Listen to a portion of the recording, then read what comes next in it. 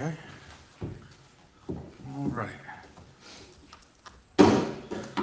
Welcome to the special joint meeting of Helotes City Council and Helotes Economic Development Corporation. Board of Directors is November 13, 2025, 7 p.m. This is the call to order. Please stand as we have the invocation and the Pledge of Allegiance.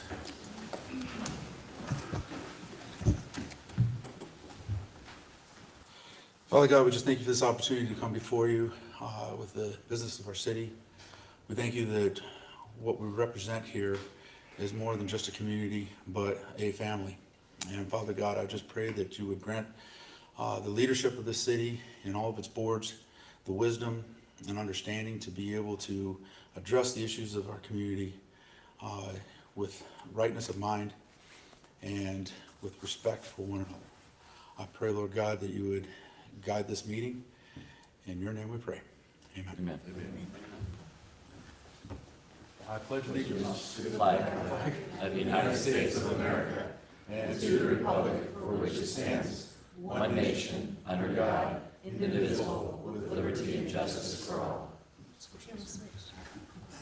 Honor Under the Texas flag, I pledge allegiance to thee, Texas, one state, under God, one and indivisible.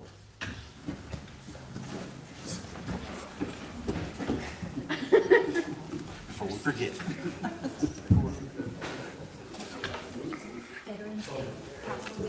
Yeah.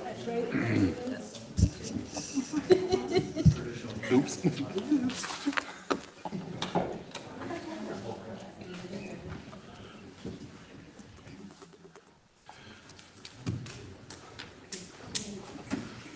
Okay, to finish opening up for City Council, I guess we have a roll call of council members. Councilmember Sanders, here. Councilmember McGowan. So I'm sorry. Sorry, my mind. Sorry, Councilmember Stone's my bad.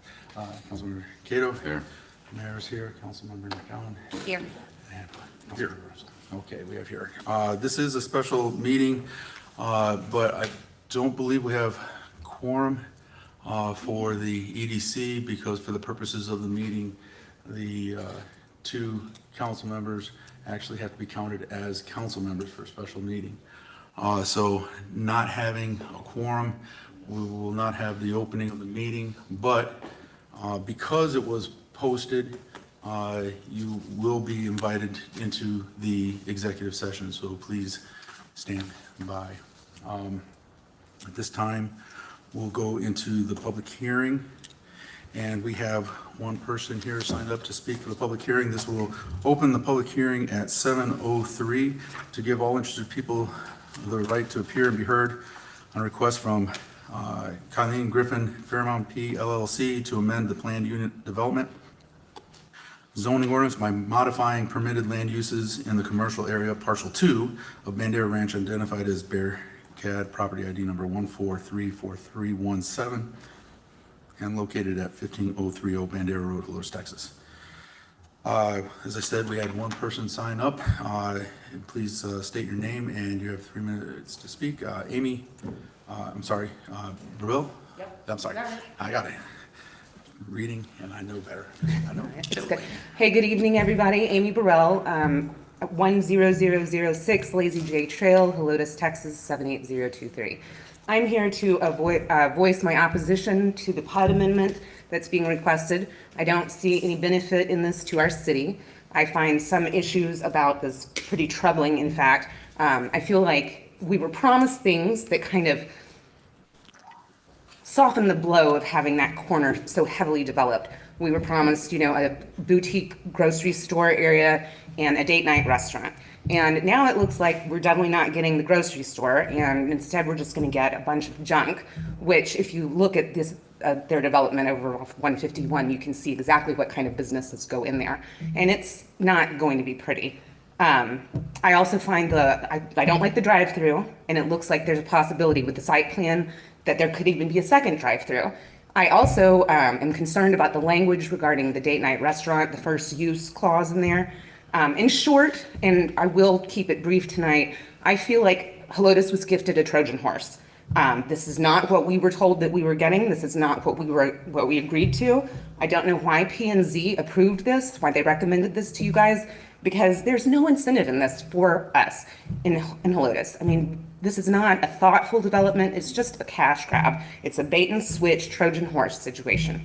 So those are my concerns about it, and I hope that y'all share those. So thank y'all very much. Thank you very much, appreciate it. We don't have anybody online signed up. All right, and with that, with nobody else to speak on this issue, we will close the public hearing at 7:05. This time, we'll have the citizens be heard. Once again, call your name up, please come up, say your name and address, and you have 3 minutes to speak on anything you want. Start with Sophie Jeffrey.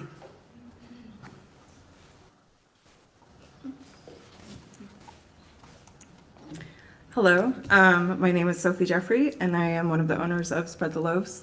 We're over on Old Bandera Road. Do you need the address of it? Okay. It's 14743 Old Bandera Road, Building 6. I'm here tonight to discuss closures of Old Bandera Road and more specifically the lack of a notification system for them.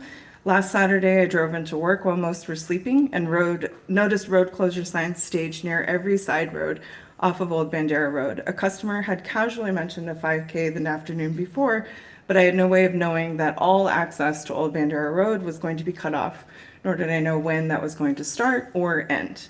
While we finished baking thousands of dollars of product, preparing for what is usually our busiest day of the week, we noticed drivers already being redirected around 7:30 a.m.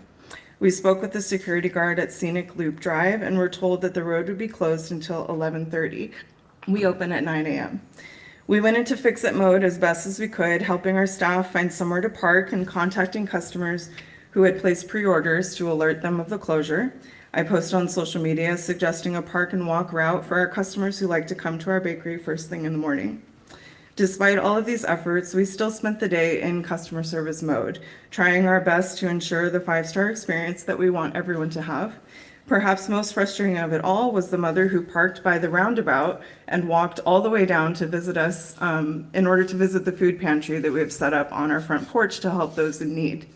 Again, with advance notice, we could have helped prevent this and advised her to visit at a later time. We love being in Old Town Helotes. Truly, our bakery is becoming exactly what I always dreamed it would be. A community hub where we are part of our customers' weekly routines, where we support and uplift one another in their times of need. Just yesterday, we celebrated both the first birthday of one regular's daughter and also mourned with another woman whose mother is about to lose her battle with cancer and requested one of our sourdough everything bagels before she passed. Getting to know the people of Helotes is one of the greatest joys of my life, and we have a wonderful community of supporters, which is why I am here sacrificing sleep to be on their behalf. So many of their weekends were disrupted with no notice whatsoever, and it kind of really bothers me as a business owner. It's not the type of business I want to own. The city of Helotes should create a notification system for closures for businesses and residents alike. With notice, I could have prepared my staff. I could have announced the closure in our weekly email and on our social media. I could have created a different pickup slot for pre-orders and prepared additional marketing tools to attract, the new group of potential customers in our area. We could have even helped advertise for the event, as we do have a large and active social media presence. This isn't the first time this has happened, which is why we're here tonight. These unannounced irregular closures for both events and construction do harm to businesses on Old Bandera Road, and I encourage the City Council to implement a notification system so that we can be better prepared for next time. Thank you. Thank you. Now, while we can't engage in conversation, we can make a statement of fact. We do have a notification as part of the permit process, and permitted races and 5Ks are supposed to contact every business beforehand. Was this a permitted race? Yes, sir. It was, okay. So that is something we will follow up with, because we do have a notification and it is supposed to be implemented. So thank you for bringing your comments.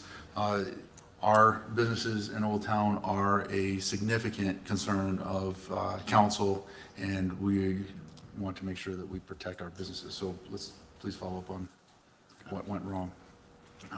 Thank you. Next we have Justin Sparkman.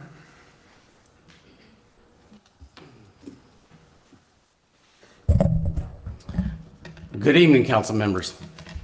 My name is Justin Sparkman, chef and co-owner of Spread the Loaves Bakery, located Old Town Helotes at 14743 Old Bandera Road. We are a relatively new small business, proud to be a part of the wonderful community. I actually grew up visiting Helotes. My uncle and aunt had a place in Gray Forest. In fact, my aunt still lives out in that area and comes and visits us often. However, we are operating during a challenging time for the food industry. Over the past year, according to Gabby Jimenez of KSAT News, nearly 30 locally owned businesses in Bexar County have shut down. And according to the Census Price Index, the cost of all goods has risen by 3% since January alone. For a bakery like ours, and folks just like a lot of you around us, every day counts. Managing costs, planning inventory, and working hard to build a loyal customer base right here in the heart of Helotes. Sophie discussed the closure of Old Bandera Road just a minute ago for the 5K. To elaborate, our sales dropped 11% that day. We lost 20% foot traffic that day. The community and local businesses love to see events. In fact, we're looking to add some to the city calendar, I hope in the near future.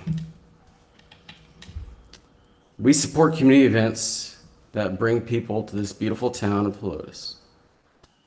The folks of our community and those that visit are important for the culture of Helotes and its identity. As our new business in this community, we depend on open communication and fair planning to ensure that events benefit everyone: residents, visitors, businesses, and city funding. I'm honored to have the opportunity to speak here this evening. City council meetings are a vital part of community oversight and accountability, a place where transparency and communication help build trust between local government and the people it serves. Unfortunately, that trust is strained when decisions appear inconsistent. For example, we've been told that market days cannot be extended north on Old Bandera Road to include those businesses on the north side of Old Town due to concern of road access for residents. Yet, the recent 5K proved that to be false. I have provided a map to show you the road closure We'll that take happened your- for the 5K that shut down. We'll accept that, but the rules that stipulate you have 3 minutes, and so the timer has gone off, and so. Okay, I'll just close and I'll say this.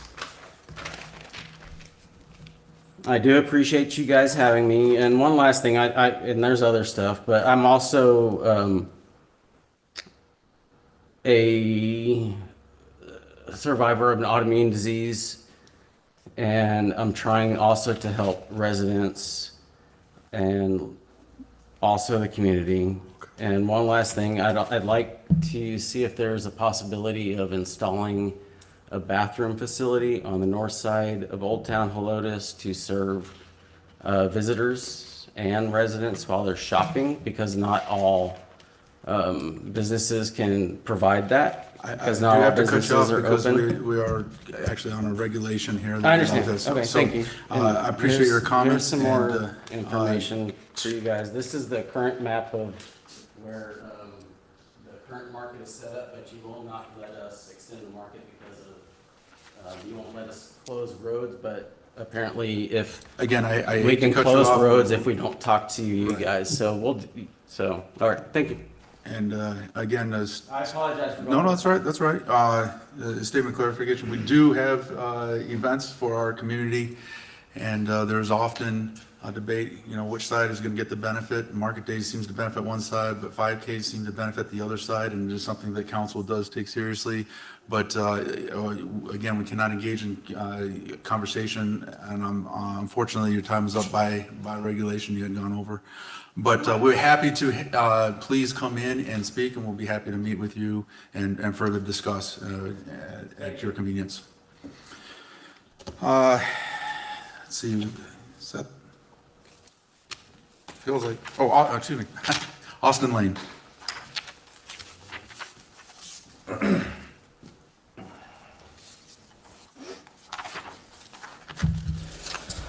Austin Lane, 10917 Paragon Road. I sat right where Buck is sitting last week, and I expressed my concerns about some of the things that I've seen happen in the city over the last few months, weeks. And I said it's important for us to have constructive dialogue where everybody has the opportunity to represent their concerns in a public, transparent fashion. The mayor interpreted my comments as let's have more private meetings that nobody can witness or talk about after the fact. And just for those who don't know, executive closed sessions not only are behind closed doors, but we're not allowed to discuss what happens when we come out. Those are very contrasted ideas. It is critical in a trust-based democracy that we're able to have open dialogue transparently for voters and residents to be able to understand what they're dealing with. I think before we carry on with the agenda tonight, it should be noted that we don't have legal representation here. We don't have quorum because no attempt was made to actually coordinate this meeting with the EDC. We also don't have legal representation. I respect Frank, the last communication we had with him suggested that where we have conflict with the city, unfortunately, he cannot represent us, which is understandable. I would actually say we don't have problems with the city as much as we have problems with the mayor's agenda right now.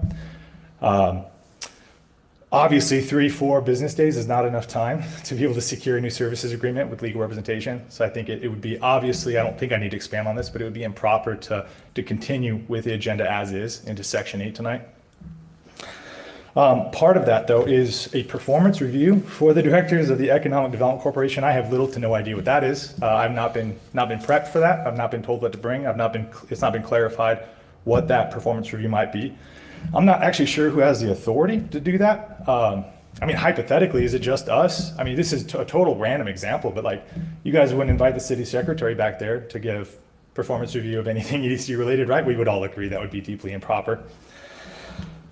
I think this is just really disappointing to me, the way this is unfolding. The last time you and I had a conversation, Rich, you ended it by telling me you don't respect me as you stormed away. You've done nothing to earn my trust and everything to break it.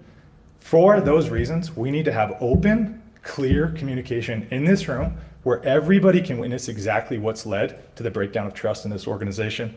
So I would encourage all of us to not engage in Section 8 of the agenda tonight, to reschedule it for a time when the EDC can be represented both in person and with attorney. I really look forward to the opportunity to have that transaction and that transparent conversation, and would encourage you guys to really think about the decisions that are going to be made tonight. Thank you. Thank you for your comment. And again, certain things are required to be talked about in personal matters in executive session by state law. Agendas are written, and I very much encourage. Are we having a conversation right now? No, when I was conversation, the Because you're statement of talking. fact. Rich, is he allowed? He's allowed to respond factually. And this has to happen in closed session? No, I'm responding But you're factually saying right now. that these items that you put on the agenda have to happen in closed session. I'm telling you they don't. Who's correct? I am saying that some things can only be discussed in executive session at first, like personnel issues and other items that are afforded by state law. Whether we agree with state law or disagree with state law, we have to abide by state law. I do and have made statements that if you want to discuss things in open forum, agenda items have to be written to specifically allow for that topic, because per state law, agenda item has to be required and it has to be specific enough to be able to incorporate the topics that you want to talk about, as do executive session items.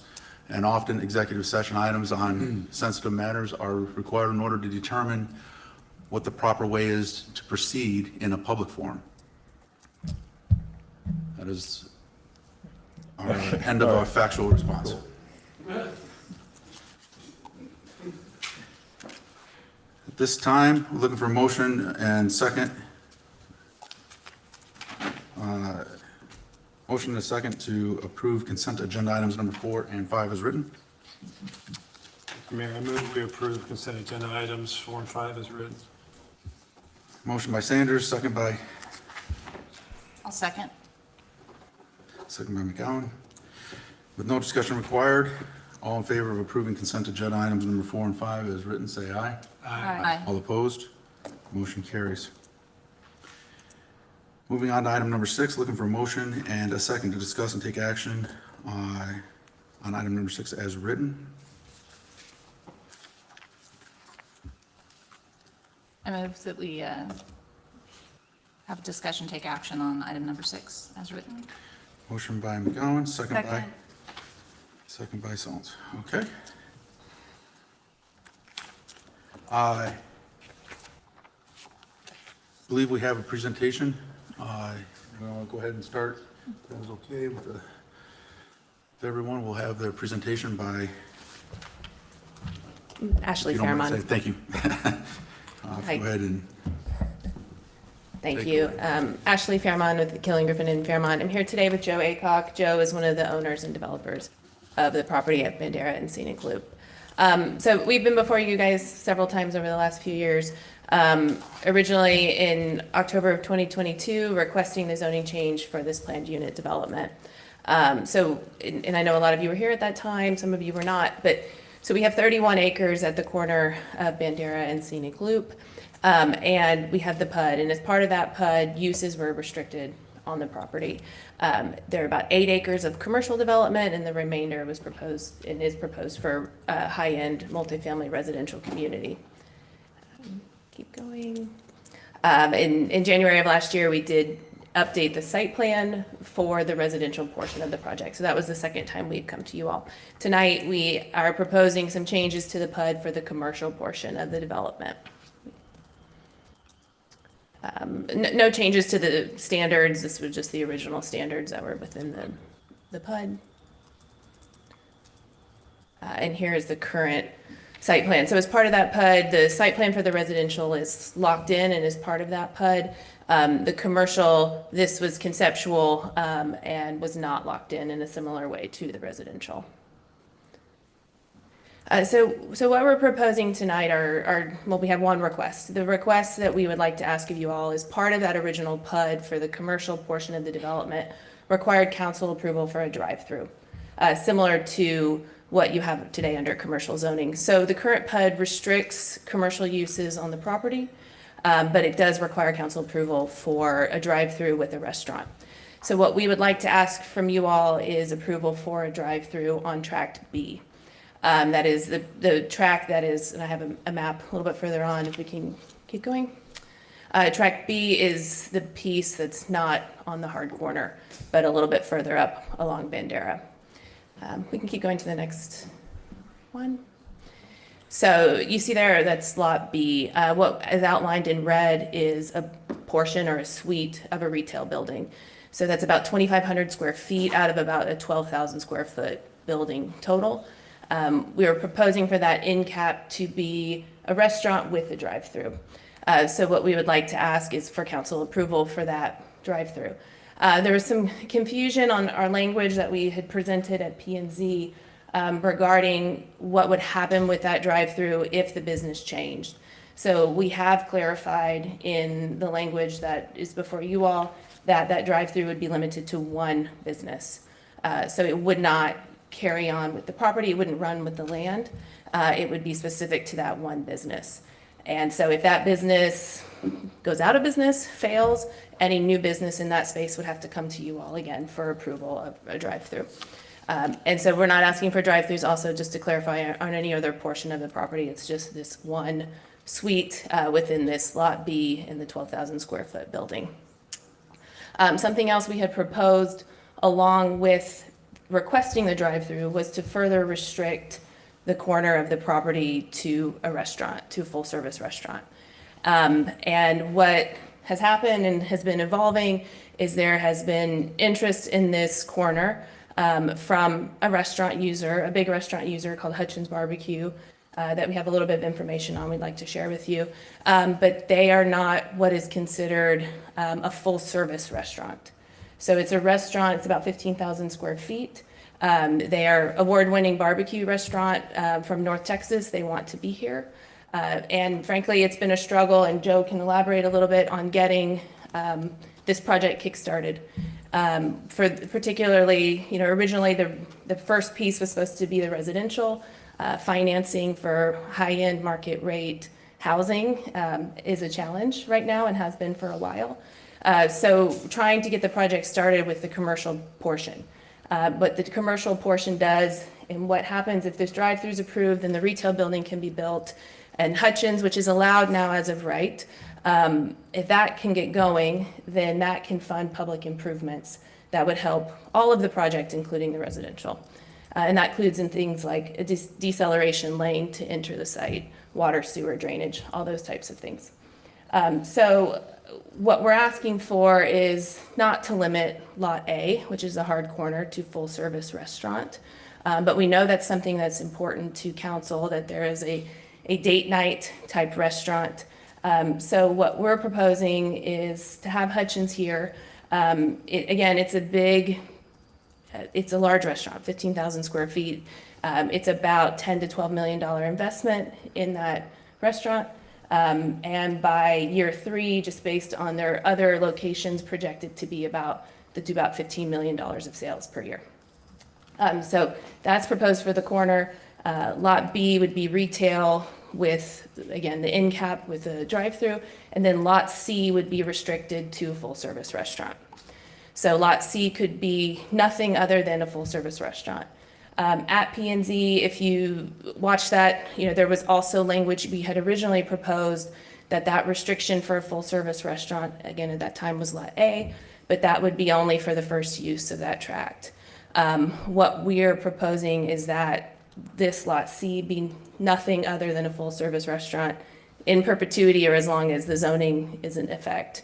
The idea here is with Hutchins, the retail building, that gets the project going, really proves up the market that there can be a nice restaurant here, sit-down restaurant. And then tract C would be, again, limited to that full-service waiter type restaurant only. So that would remain undeveloped until there is a sit-down restaurant. So that's what we're requesting tonight, is permission for the drive-through, and then offering to restrict Lot C for full-service restaurant use only. I think after this, we just have a little bit of information on Hutchins Barbecue, their business. Again, this is some of the information I mentioned earlier on projected sales and what they do. I think if you scroll down, it's a nice looking project if you look at some of their other locations in North Texas, and would have, obviously the architecture would be adapted to Helotes and would need to have the Helotes look and feel, but they do have a very nice product. So with that, Joe and I are both here to answer any questions, and we hope you'll support the request. Thank you. Thank you very much. Appreciate your presentation. I know this has been a project the EDC from years ago been working to develop this land, and I know this project has been various stages of approval for a number of years. At this point, I'm going to turn it over to a motion maker, Councilmember McCollum. Okay, thank you. So I wasn't here when the PUD was originally approved, so I've just been looking at minutes and watching recorded meetings from the public hearings and the presentations to planning and zoning and to the council at that time. And but what I'm looking at is obviously what is allowed by our ordinance, what is going to add value to our community, and also what the residents are asking for. Throughout the public hearings that have occurred over the last few months, I have not heard from a single resident in support of these changes. I think that the concept that was originally presented, there was a lot of emphasis on high-end, from the residential to the commercial component. And that the advantage of the PUD was it would allow you to attract a high-end retail client. I think that once you add drive-throughs, that kind of diminishes that vision. I think the sit-down restaurants, the neighborhood grocery store, to kind of anchor the project, I think that's what was the expectation. I know it wasn't promised, because you can't make that kind of promise, but it was certainly the vision that was presented to the city. I'm very appreciative of all the time and effort. I know this has been a long project to try to kick off. And I hope you'll continue to work with the city on other alternatives than drive-throughs. I know you're asking for permission for one, but when you look at these plans, it looks like there's the potential to add other drive-throughs, at least as the plans are drawn. And I just don't see how that aligns with the vision that was presented. Okay, Councilmember Solms? You finished? Yeah. Okay, Councilmember Solms? So, I also reviewed, because I was the only council member who was here in 2022. Councilmember Sanders was on council, but was not able to attend that meeting. So, I did have to go back because I kept thinking this is so different than what I remember in 2022. Am I remembering correctly? And when I went back and looked, I was correct. I mean, the theme, it kept saying high end. You know, we're going for a high-end look. We're looking for date night restaurants, and I don't know as if date night restaurant was all that important to us. It's just how this was sold to Helotes, because when I voted yes for it, I got a lot of pushback. People were very upset with me because they did not want residential, because that's an all retail site, one of our last big retail sites in Helotes. So having said that, I just can't support this because it's so different.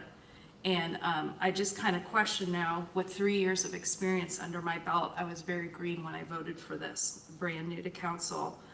I just question, we were kind of told that the retail in this section was going to be marketed for the good of Helotes, the entire city. And now I look at this and I really am questioning from a marketing standpoint if it's really marketed towards the people that are going to live in those rental units. And whether that was, you know, like our citizens said, bait and switch, I don't know. I do know it's very hard in this climate, but I answer not to a developer, not to the mayor. I answer to the people who elected me, and I have gotten all negative. And then on social media, it's been all negative.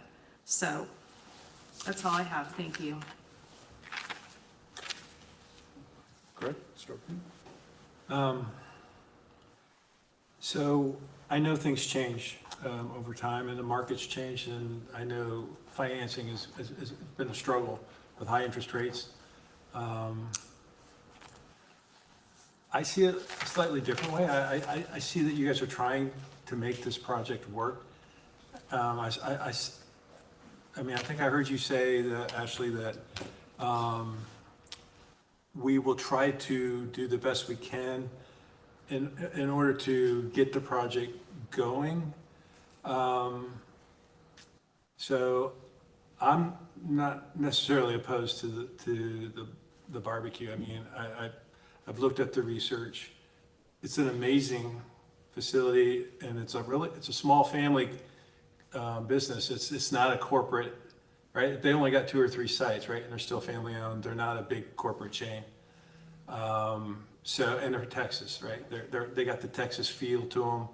So, not necessarily opposed to that, though it is massive. That's the one thing that caught my eye. It's 2 floors. It's barely within the threshold of the city ordinance, and I'm sure you guys knew that. Like 40 feet is the max, and they're sitting at 35. I think that's what your literature said, 35. I feel somewhat comfortable with that. It looks like a decent place to live, and it would be tailored to fit into the Helotes theme and vibe and the Texas feel and the gateway to the hill country. The drive-through, I don't understand the insistence of having the drive-through pre-approved for Track B.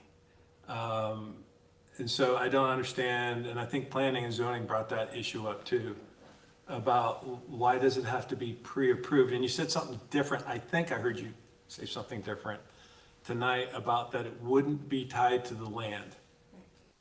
So that's different than what was said at the P&Z, and I think that's what's different, if I read it right. In here, I believe it says it's tied to the land. Yeah, there was concern about that we received at P&Z. So the language that we revised and proposing now is that it would not run with the land. So that was the revision that we submitted a few weeks ago, to say it would be, again, only for that one business.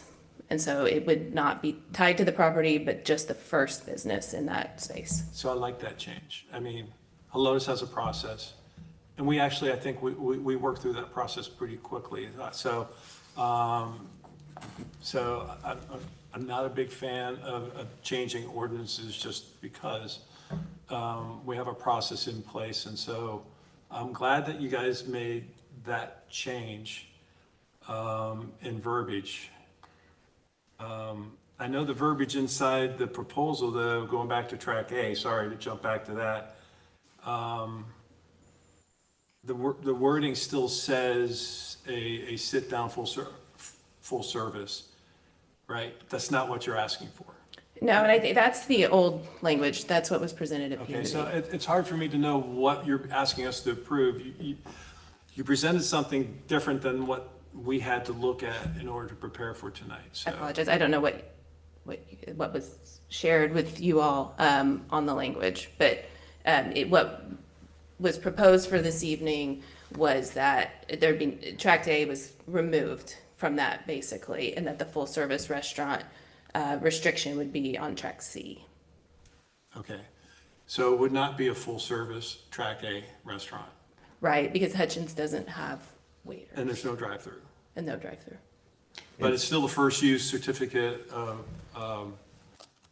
occupation. After, if that business were to go out of business, you're still asking for, it could be one of the other 29 things that are in the PUD that are authorized businesses, correct?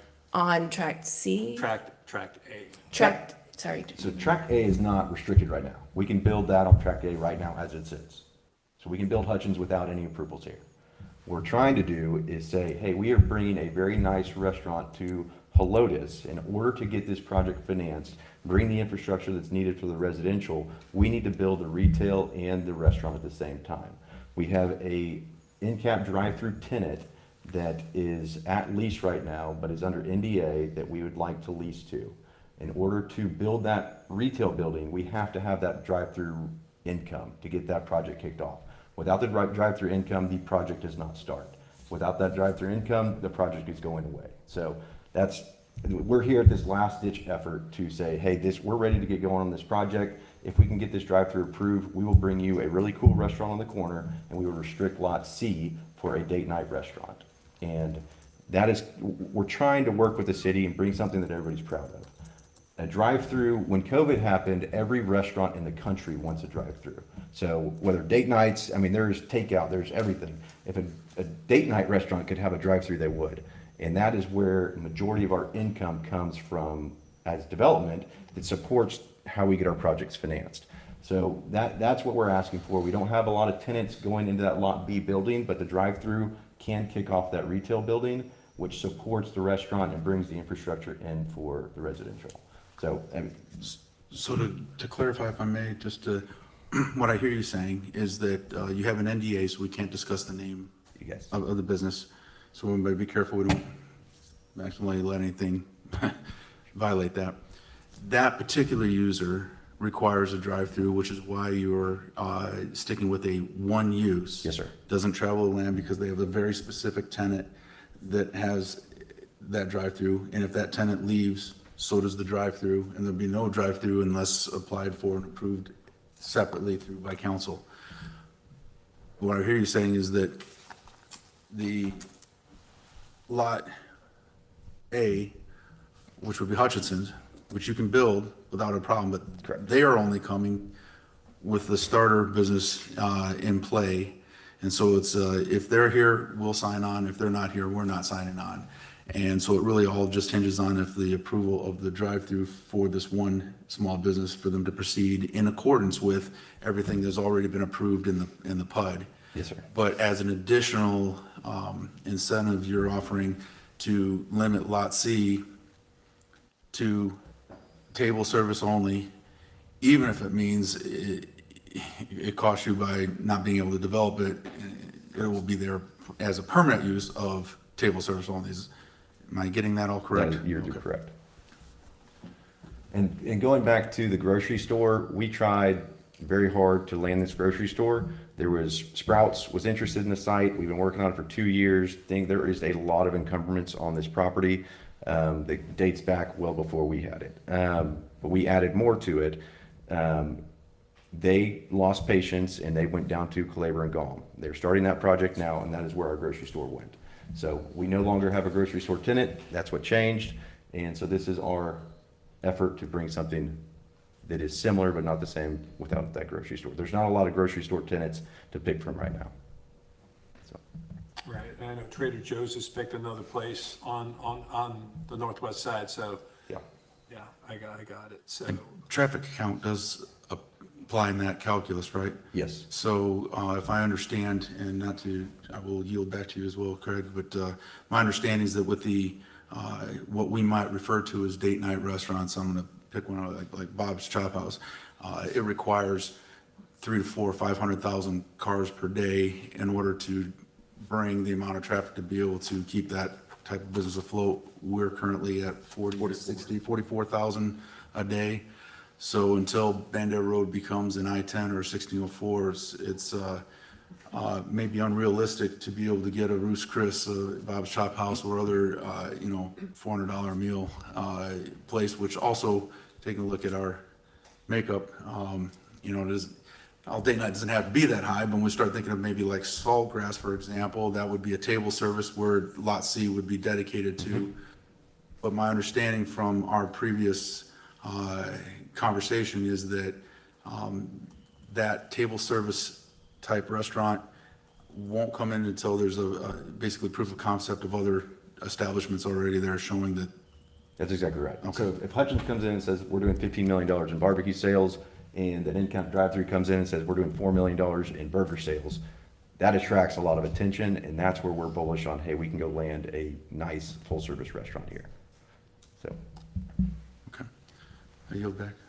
Yeah, my biggest frustration is, I heard what you said verbally, but I don't know when it comes time to vote, specifically the language. That's why it's very helpful to have the language specific in for me, in the document, so I know exactly if what I'm voting on. And when I approve or disapprove, whichever the case, when it comes to my vote, I want to make sure I am voting correctly. Absolutely. Councilman, this is the revised language. Is that the track change document? Yes, Is that sir. before the Hutchins? This is what we're requesting tonight. Right, this is with the Hutchinson. 151, Councilmember Sanders. Page If I 151. only had a Windows laptop. So am I correct that that contains both the previous and the original? So you might be looking at the previous? I'm sure I am. I think So some change. further on down, you have the changed and amended version. But I think those aren't accurate either. For me, when I looked at it. Okay, so that's Lot C, which was not brought up to planning and zoning. So they haven't had a chance to weigh in on it. Right. And so the reason we have the P and Z Commission, as you know, is those guys and gals look at it. That's what they do. And they ask questions and then they provide recommendations to us. So to me, that's an add-on. I'm not an expert. I would like to defer to them and get their opinion. on Lot C, and I'm just speaking for myself. I would recommend that go back. That needs to be presented to planning and zoning before it ever comes back here. And tract A and tract B, I could have swore I saw the verbiage of sit down or full service. I thought I still saw that in the document with the track changes on it. If I may. So in the I don't know what I'm language. voting for. Right, in the language, there was, the full service language which was still present regarding Lot A. Correct. What I would recommend that we consider, as you look at this, the wording of full service and countertop. That way it covers what could go in that spot.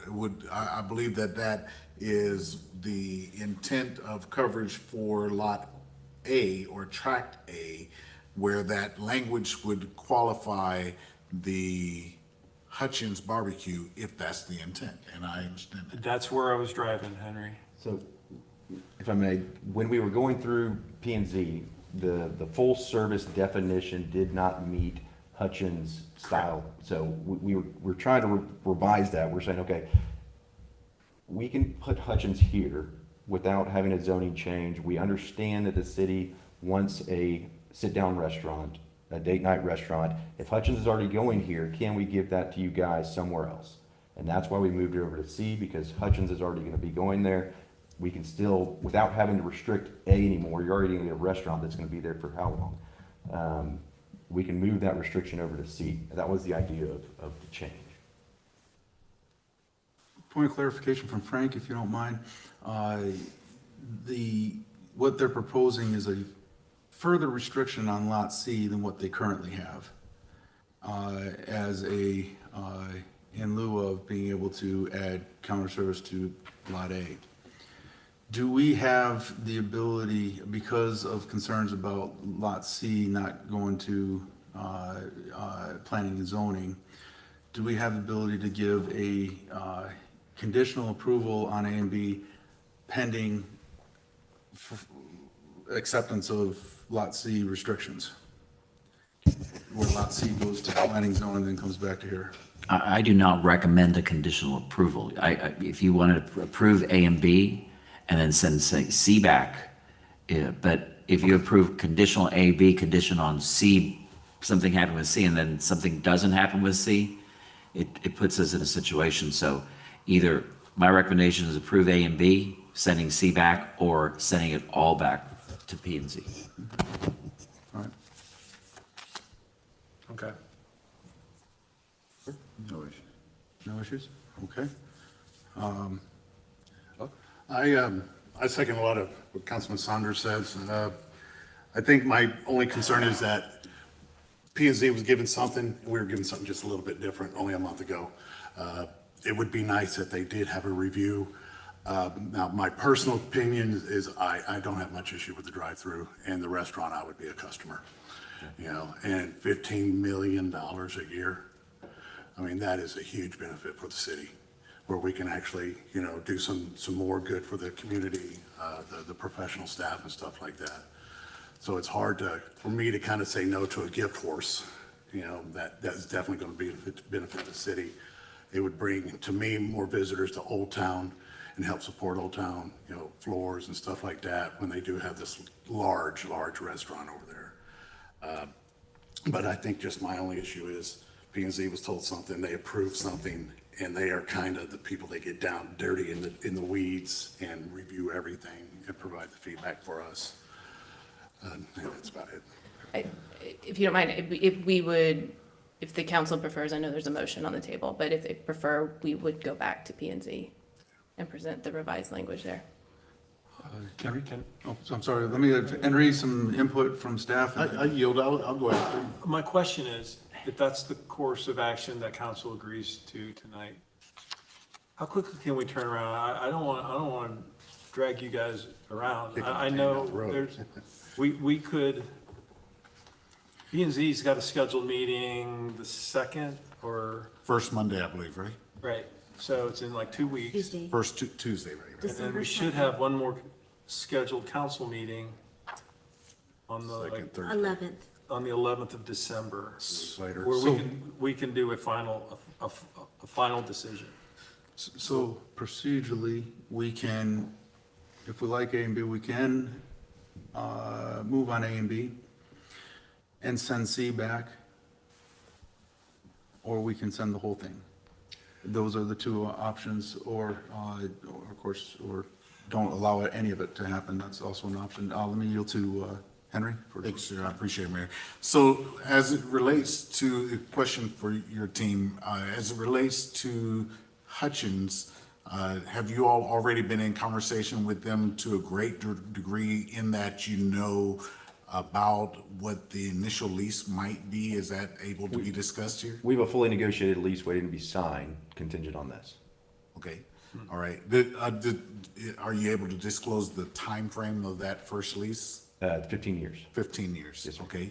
And part of the reason why there is a difference between what it was presented to planning and zoning and what's presented tonight is because after planning and zoning, there was a meeting that we had with the team and the professional staff to be able to talk through some of those pieces that occurred in the planning and zoning meeting. What were some of the things that were said?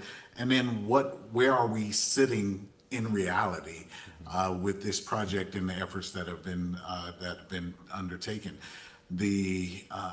I think that it was important to have the piece of the anticipated lease to be stated, and I appreciate you sharing that piece. I question what is the goal that we have for development, and what is the yield that we look for as a city, and how do we get there? I understand that the residential piece was supposed to go in first. I understand the things that have been shared publicly about that.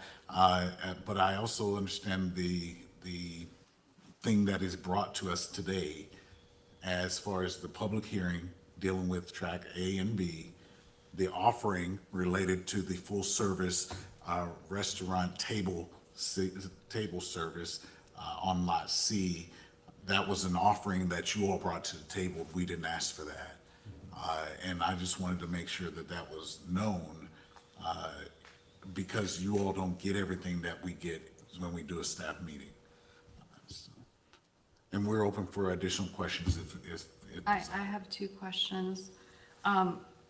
So if there's not enough traffic there for date night restaurants, then why was that even proposed to us in 2022?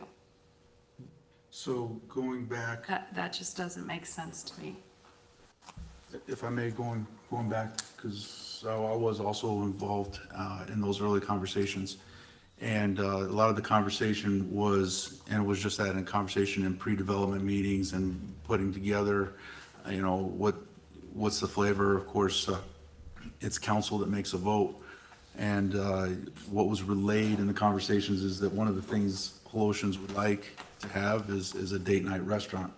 There isn't actually anything in the code anywhere in the state of Texas that lists date night. It's table service, counter service, fast food, and other categories. There is no category for date night. So it was really just a concept that. So that's something, Mr. Mayor, that they said, okay? I'm looking at my notes from the June 7th, 2022 presentation to Planning and Zoning. Their words, not mine. For a date night or whatnot, those types of tenants we're trying to draw.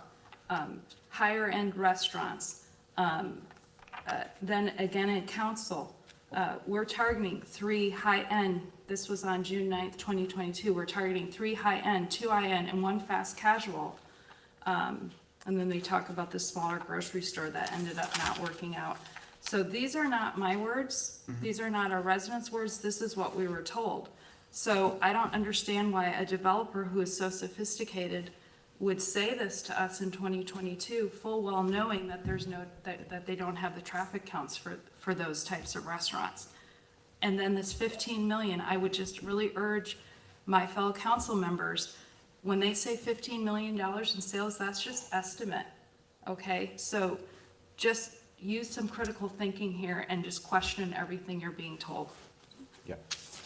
And we are trying to not steer away from what we told you in the beginning. That is why we're trying to offer, we're not coming to you and saying, hey, we want to drive through and that's it. We're saying, hey, we want to drive through and we're trying to stick to our word of bringing a day-night restaurant. So we're trying to stick to where our original game plan was. We're not trying to deviate from that.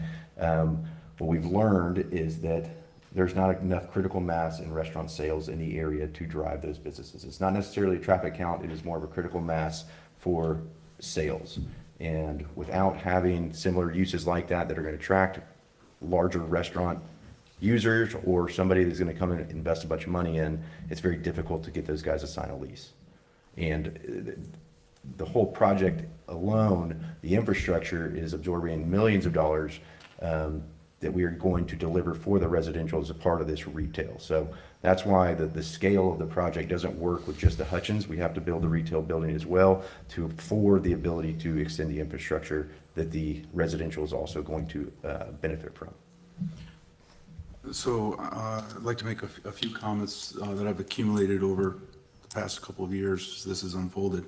One, in my studies on this, I've come to the realization that, like for example, when the rim was built, or La Cantera, it had to start with who was signing on as a first anchor, because all the spots that currently occupy 90% of the stores, those were all add in and fill in once you had somebody agree to be an anchor, and that's typical under all commercial developments. Second issue that we found, again, through efforts of our EDC from years ago, particularly on this property, is developing understanding of we need a little bit more population to be able to help our stores survive. If you take a look at some of the sales, which EDC has the technology to be able to pull up those, you'll see that every year there's a few stores that drop off and a few more that come in. We kind of have a critical mass. We need a little bit more throughput and a little bit more population in order to help ensure the survival of our existing businesses, let alone others. Just building restaurants and stores doesn't mean that they're going to survive. So that's part of what of the concept when this mixed unit was this planned unit development incorporated, bringing in the residential homes, brings in some extra population, which helps our current brick and mortars. There's a lot at play here, and as I shared with you in our last conversation, a big hit to everybody here on council is the idea of what we all kind of wanted to see, our dream, as it were. The question that we have to ask ourselves was, were we dreaming in reality? Were we stating what we wanted, what we'd like to see, but is that a reality? In my mind, I always throw out that Ruth's Chris. Well, Ruth's Chris, there's in 1.7 million people in the area, there's two, one downtown and one on 281 in the highest traffic areas of the entire region. They're not going to come because there doesn't have that population density to support it. And that's one of the things we have to realize. When we get charged by our citizens to not overdevelop, but we also know by the needs of our budget and the needs of our city and long-term revenues that we need a balanced development. And what we've been trying to accomplish with our Economic Development Corporation to bring economic development and balance the risks that we face, internal, external, that sometimes what we ideally originally draw out on the paper and the reality of what can be brought after best efforts, and this is after several years worth of best efforts, we have a starting anchor point of two businesses that are willing to sign on that have proven successful models, that their business models meets their research for the traffic and the density that we provide and matches up with what our community demographic seems to make successful. So my words to them was, yeah, it kind of stinks what we wanted, but we might have dreamed perhaps a little bit too big, or a little bit unrealistically, or something that might not come here for another 30 or 40 years until Bandera Road is an I-10 or 1604. And part of what our citizens has told us is they don't want Bandera Road to be an I-10 or 1604. So if we are doing one job to try to limit the growth, but provide enough, then we kind of have to balance that out, and it's coming upon us to figure out, well, what we want is up here, but what we can get and what really kind of keeps a good balance here so we don't end up with an I-10 or 1604 coming through our town. This might be a really good mix, and so I encourage you all to heavily consider approving it, an A, B, and then send C back to the council, but we'll open it up for second round of comment. As far as the traffic counts, that hasn't been an issue for a restaurant that's across the street. El Chaparral's been in business for over 50 years. They've been profitable enough to open other locations. At one point, they even had one in Paris, France, not Texas. And as far as the number of people that we have in Helotes, obviously that's no guarantee to keeping any business alive. There are dozens of businesses that close in San Antonio every year, with millions of residents and visitors to the city annually. And I don't think that the drive-through is going to attract people to come to Helotes. I really have a problem with that. I don't think it fits the vision. I understand that it is profitable, but if it is going to be selling anything that our other drive-throughs in Helotes sell, it's just not adding value. We have chicken and tacos and burgers, and that's at one end of Bandera Road, and those businesses do well, but this is also located across from our historical district. And what I thought was originally presented is possible. I think the businesses in this development should complement what's across the street, but what's across the street are small, locally owned businesses like Spread the Loaves. And a drive-through, I think, just completely clashes with the vision that was presented and the existing businesses across the street.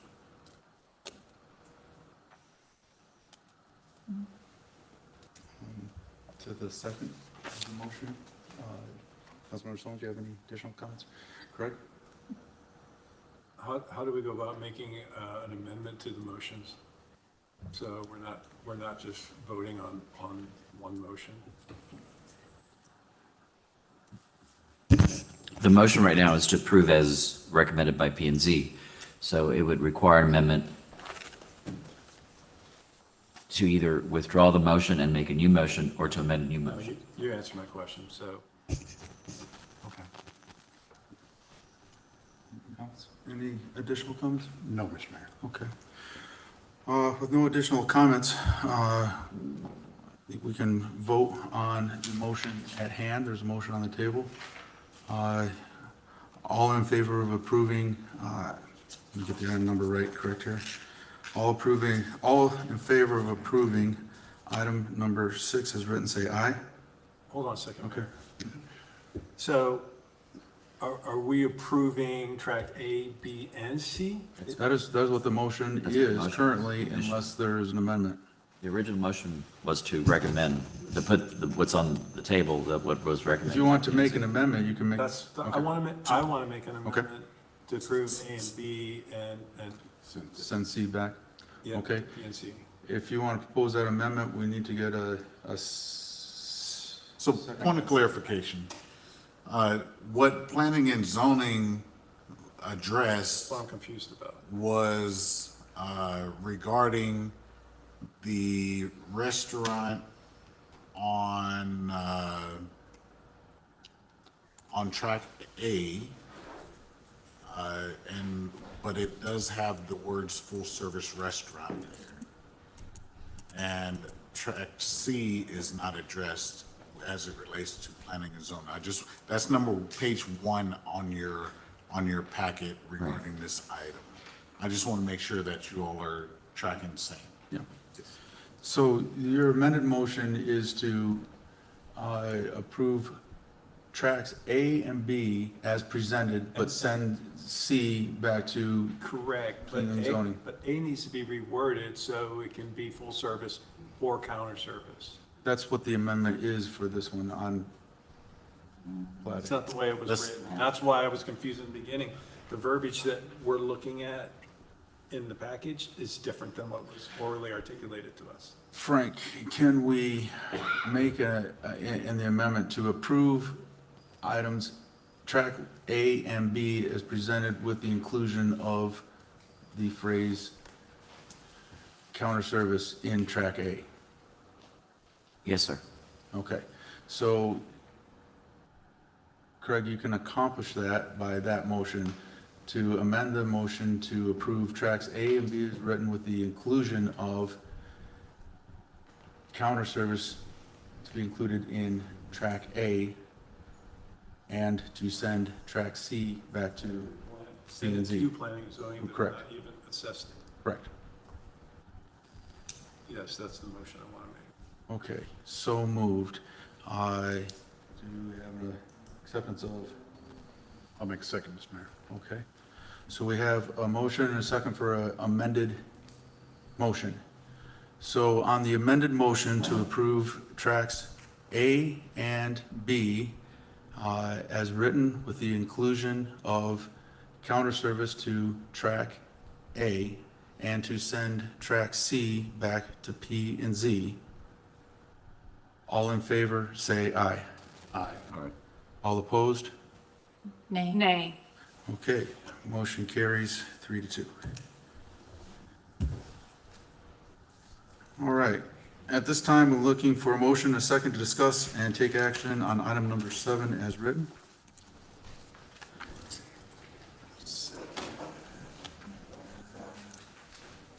I make a motion, Mayor. Motion by Sanders, second by Cato. This is a relatively a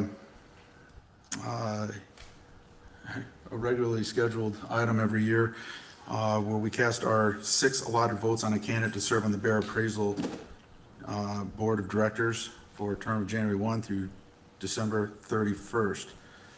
Do you have a candidate you want to select or nominate? My choice was, it's number 1, Aviles, Ms. Gonzalez, Ms. Gonzalez? who's a San Antonio City Council member, was also Chief of Staff for the mayor, Okay. San Antonio, previous mayor. Uh, I concur. Concur? Okay. We have any discussion starting this end? No extra discussion. Okay. Councilmember? Okay. With no further discussion, all in favor of allocating our 6 allotted votes for Ms. Gonzalez, who is place 1, correct? That's a good place number. There we go. Yep. All in favor, say aye. Aye. All opposed? Motion carries. I don't know if they go, I don't know what place she'll be in. Yeah. Place 1 on our document. Place one in our document, yeah. Okay, there we go. Excellent, and as annotated by position. At this time, we are going to adjourn into closed session in accordance with Texas Government Code 551.071, consultations with the city attorney, and 551.074, personnel matters. In addition to the matters listed below, any matters scheduled for open session may be discussed in closed session if appropriate and authorized by law, to include 551.071 and 551.074, personal matters relating to employment at HEDC Executive Director, personal matters evaluate the performance of EDC Board of Directors, and personal matters relating to the duties and obligations of HEDC Board of Directors. The time is 8:09. We're adjourning. We'd like to invite members of the EDC that are in the audience to join us for executive session.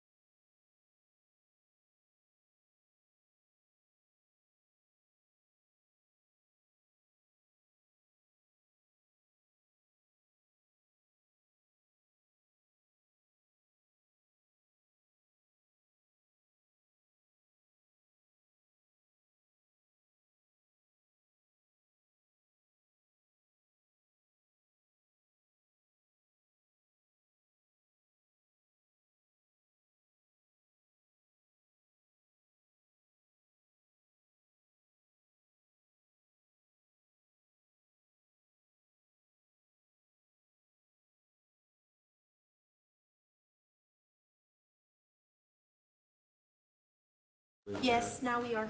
Henry doesn't have to be present for No. that. Okay, all right. Sorry, Henry. All right, we are back in session. The time is 9:54 PM. There are no